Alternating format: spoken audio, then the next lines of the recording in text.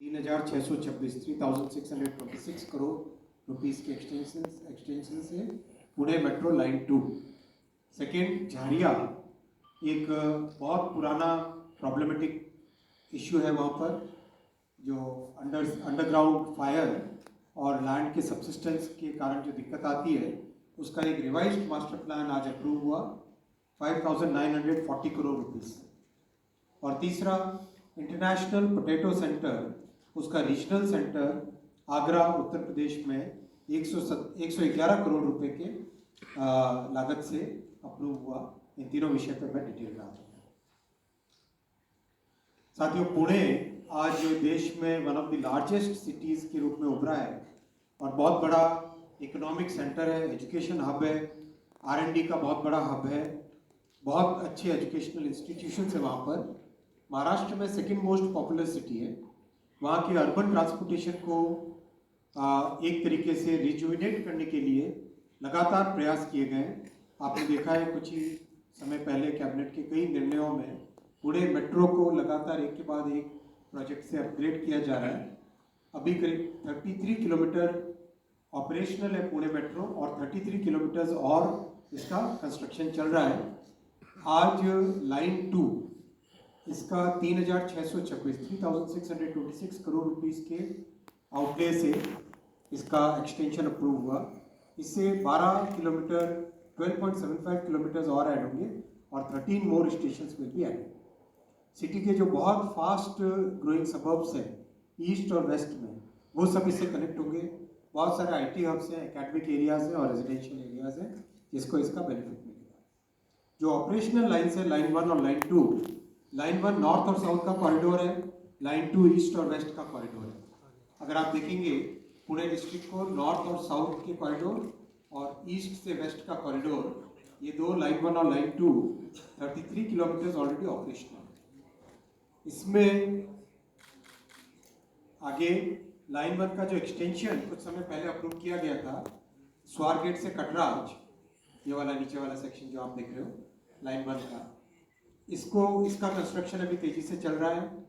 और एक और अप्रूव किया गया था बहुत कुछ ही समय पहले, लाइन 1 का नॉर्थ में जो एक्सटेंशन है PCMC, ऊपर देखोगे आप एकदम टॉप में PCMC Pimpri Chinchwad municipal corporation, वहाँ से निगडी तक वो लाइन करीब 4.4 किलोमीटर की कुछ समय पहले अप्रूव हुई थी। लाइन 3 बन रही है, आप ये रेड कलर में देख रहे हो, जो ये कंप्लीट PPP में बन रही है, 23.2 किलोमीटर की लाइन। आज जो अप्रूव हुआ है लाइन 2 का एक्सटेंशन, जो आप राइट हैंड साइड में देखोगे, वो अप्रूवल हुआ है 2A और 2B, यानी वेस्ट में और ईस्ट में दोनों तरफ लाइन 2 का एक्सटेंशन अप्रूव हुआ है, जिससे कि लाइन 2 और एक्सटेंड हो, ज़्यादा से ज़्यादा एरिया को कवर करे और पुणे के सभी शहर निवासियों को, सभी वहाँ पे जाने वाले सभी स्टूडेंट्स को, एंटरप्रेन्योर्स को, सभी निवासियों को इसका बेनिफिट मिले। ये बेसिकली 2A जो वेस्ट में दिख रहा है, वनाज टू चांदनी चौक 1.12 किलोमीटर्स है, और जो ईस्ट में दिख रहा है 11.63 किलोमीटर्स है, Ramwadi to Wagholi Vithalwadi. Complete Pune metro अगर हम देखें, ये पुणे का पूरा एरिया है। इसमें लाइन 1 ये नॉर्थ से साउथ को कनेक्ट करने वाली, लाइन 2 ईस्ट से वेस्ट को कनेक्ट करने वाली, और इसके एक्सटेंशंस जो नॉर्थ साउथ और ईस्ट वेस्ट दोनों कॉरिडोर्स को आगे लेके जाते हैं, और ये PPP वाली लाइन थी। ओवरऑल एंटायर पुणे शहर का एक अच्छा अर्बन ट्रांसपोर्टेशन का इससे मॉडल बनेगा, जो कि पुणे की ग्रोथ को कई वर्षों तक सपोर्ट करेगा। और बहुत अच्छा इसका बेनिफिट है, एनवायरमेंटल बेनिफिट है, बहुत अच्छा लोगों की कॉस्ट ऑफ लिविंग कम होती है, ईज ऑफ लिविंग बढ़ती है, और total network one of the largest in the country होएगा, which will be comparable to the large cities of Delhi, Mumbai, Chennai, Bengaluru, Kolkata, इन सब के बराबर होते होते 80 किलोमीटर्स का नेटवर्क बनेगा।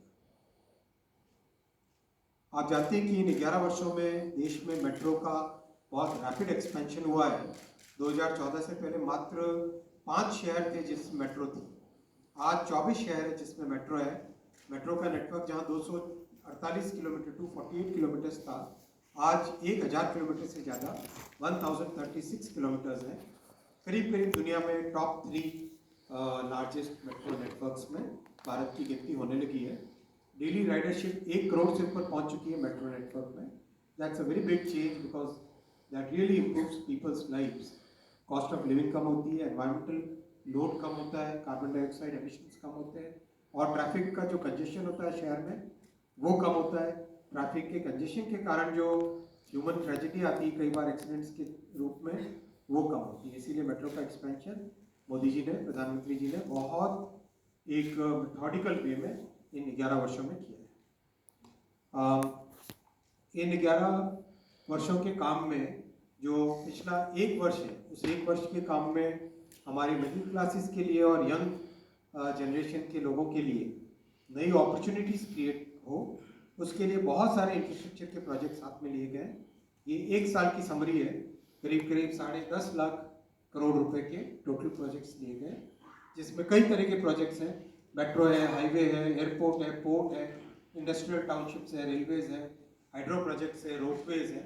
ये कंप्लीट उसकी एक समरी है। जैसा हर कैबिनेट में कुछ न कुछ ऐड होकर आपके साथ में समरी रखी जाती है, ये वही समरी है।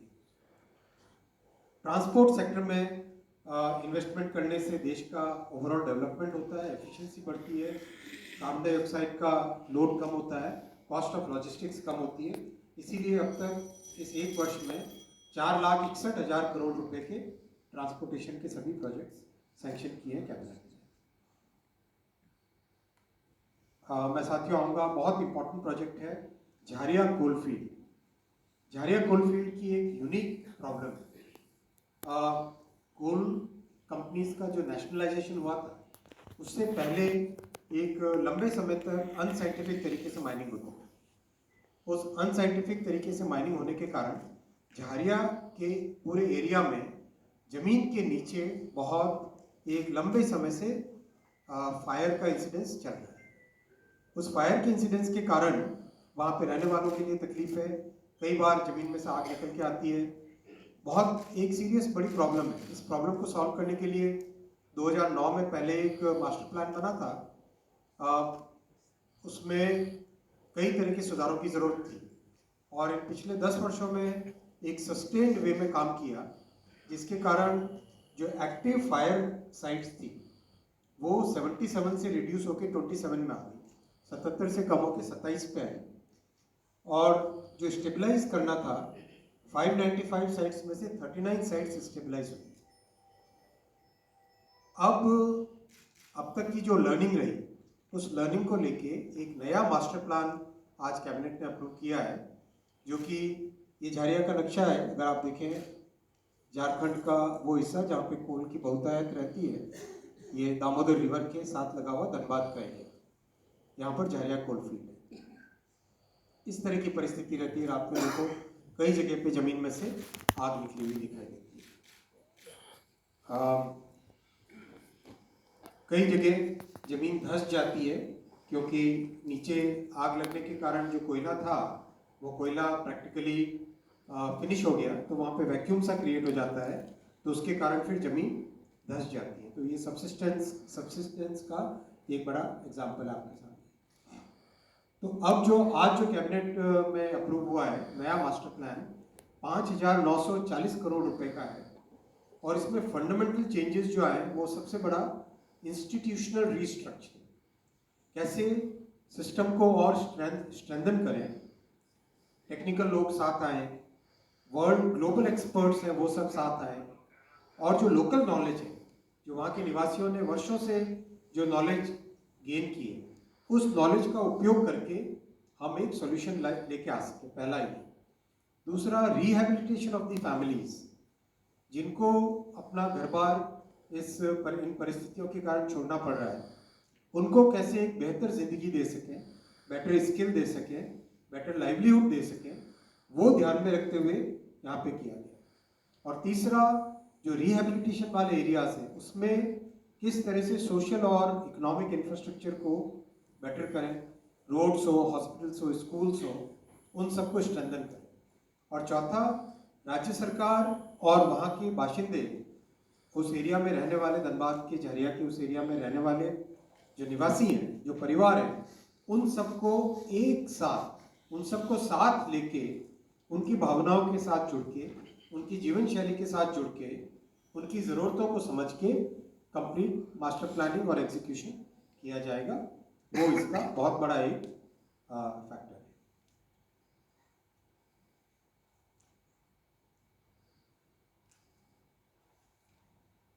मैं अब तीसरे आज के निर्णय पे आता हूँ। भारत विश्व में दूसरे नंबर का आलू का उत्पादक है। आलू में शक्कर, मतलब पोटैटो और स्वीट पोटैटो, आलू और शक्करकंद दोनों मिला के वर्ल्ड में सेकेंड लार्जेस्ट प्रोड्यूसर है और दुनिया भर में पहचान भी है भारत की। अब इस पहचान को एक साइंटिफिक तौर पे करके किस तरह से बेटर जर्म प्लाज्म डेवलप हो, किस तरह से इंटरनेशनल और नेशनल साइंटिफिक रिसर्च का उपयोग करें, फूड प्रोसेसिंग को कैसे हम सुधारें, इन सब को ध्यान में रखते हुए आगरा, उत्तर प्रदेश भारत में सबसे बड़ा आलू का उत्पादक है और उत्तर प्रदेश में जो आगरा के आसपास वाला क्षेत्र है वो बड़ा आलू का बेल्ट है।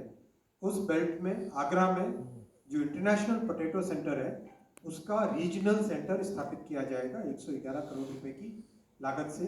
राज्य सरकार ने बहुत ही निर्णायक तरीके से काम करके ज़मीन दे दी है ऑलरेडी और अब वहाँ पे केंद्र सरकार और राज्य सरकार और इंटरनेशनल सेंटर के सहयोग से ये सेंटर बनेगा। इस सेंटर के बनने से देश में जो अगर हम कहें हमारे फूड ग्रेन्स दोनों, राइस और व्हीट, उसके बाद में जो थर्ड मोस्ट कंज्यूम्ड प्रोडक्ट है, एग्रीकल्चरल प्रोडक्ट है, वो पोटैटो है। तो ये इस सेंटर से एक साइंटिफिक तरीके से आगे बढ़ा जाएगा, इसीलिए निर्णय लिया गया है। किसानों के हित में कई सारे निर्णय लिए गए अब तक, उसी कड़ी में ये एक महत्वपूर्ण निर्णय है। साथियों, इन 3 निर्णय और पहले रेजोल्यूशन के साथ ही साथ आज एक बहुत ही शुभ दिवस भी है। आज एक्शियम 4 मिशन, जिसमें हमारे ग्रुप कैप्टन शुभ्रांशु शुक्ला जी, आज इसका सक्सेसफुल लॉन्च हुआ है। तो भारत की कैबिनेट ने माननीय प्रधानमंत्री जी की अध्यक्षता में एक रेजोल्यूशन पास किया है। वो रेजोल्यूशन आपके सामने पढ़ूंगा। हम सबके लिए गौरव का दिन है ये। We welcome the successful launch of the space mission carrying astronauts from India, Hungary, Poland and the US. The Indian astronaut group captain Shubhranshu Shukla is on the way to become the first Indian to go to International Space Station. He carries with him the wishes, hopes and aspirations of 1.4 billion Indians. The cabinet wishes him and other astronauts all the success. धन्यवाद साथियों। मैं प्रश्न लूँगा। हमारे पास करीब 10 minute है प्रश्न। तो फर्स्ट रो से किसी को पूछना है, सेकेंड रो से, लेफ्ट से आप तो जाइए, पहले सेकेंड रो देख लें। सेकेंड रो से कोई, ओके, थर्ड रो से आप पूछिए। अच्छा, सेकेंड रो से आप पूछिए। 39। सर हेलो, मैं श्रीकांत भाटिया हूँ सर, संवाद सिंधी न्यूज़पेपर है। सर आपने मेट्रो की बात की, बहुत अच्छे मेट्रो स्टेशन बन रहे हैं, ट्रेन भी टाइम पे चलती है, एवरीथिंग इज ओके। पर अभी कुछ समय से देखा गया, specially I am talking about Delhi metro station, वहाँ इतने सारे फूड जॉइंट्स बन रहे हैं। कैबिनेट की बात करो, प्रेस कॉन्फ्रेंस दी। Arun ji, my question is that what is the expected increase in the ridership of second metro rail and the total timeline for the completion? Number आप दे दें।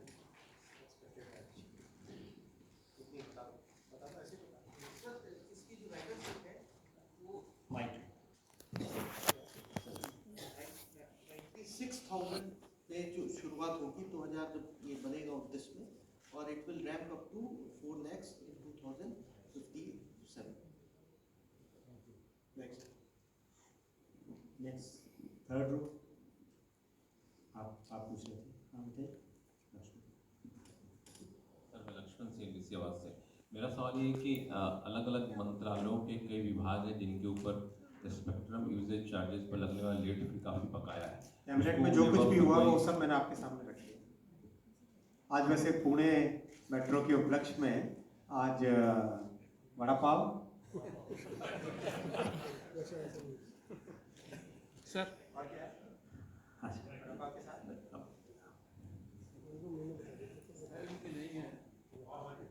वड़ा पाव और पाव भाजी। सर मैं Amesh Sathe, I am editor of sarkaritel.com।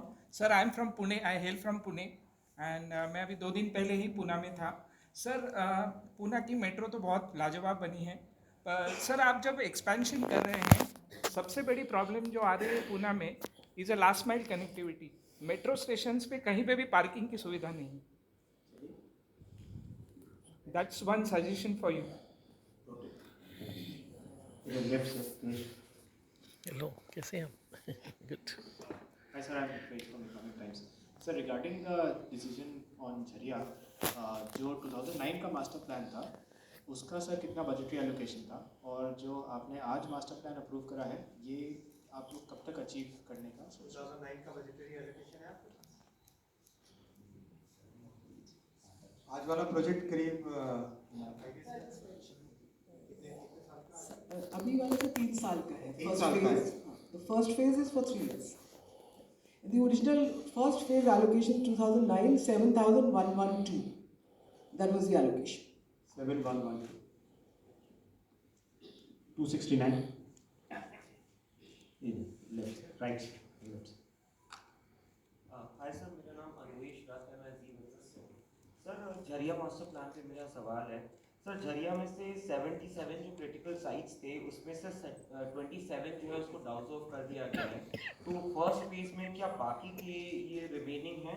और दूसरा part ये है sir, जो टोटल रिहेबिलिटेशन का था उसमें 3,39,065 हाउसेस बनाने थे, जिसमें से 2,68,000 बन चुके थे बट रिमेनिंग वर देयर। तो फर्स्ट फेज में क्या यही है कि इसके सिवाय कुछ एडिशनल भी है? करीब करीब जितना काम बच गया है वो सारा फर्स्ट फेज में प्राइमरीली कंप्लीट हो जाएगा। सेकेंड फेज में एक लॉन्ग टर्म काम है। मोस्टली देखो इसमें किस तरह की टेक्नोलॉजीज यूज़ होती है। इसमें टेक्नोलॉजीज करीब करीब 7 different types of technologies use होती है। पहला है ट्रेंचिंग, सेकेंड है सैंड डाउजिंग, थर्ड है nitrogen insertion in the areas जहाँ पर इनर्ट गैस है नाइट्रोजन, तो नाइट्रोजन की इंसर्शन से वहाँ पे आग का जो प्रभाव होता है वो कम होने लगता है। इस तरह से कई सारे ऐसे स्टेप्स हैं जिन टेक्नोलॉजीज का लॉन्ग टर्म इम्पैक्ट रहेगा, जिससे कि आगे कभी ये प्रॉब्लम रिकर ना हो।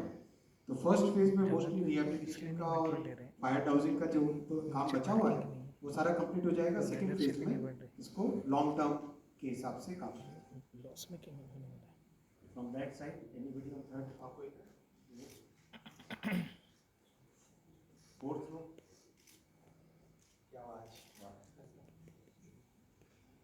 सिर्फ लेफ्ट क्वेश्चन पूछ रहा, राइट भी क्वेश्चन पूछ रहा है। किसी को और प्रश्न पूछना है? मेरे ख्याल से बड़ा पाव का असर है।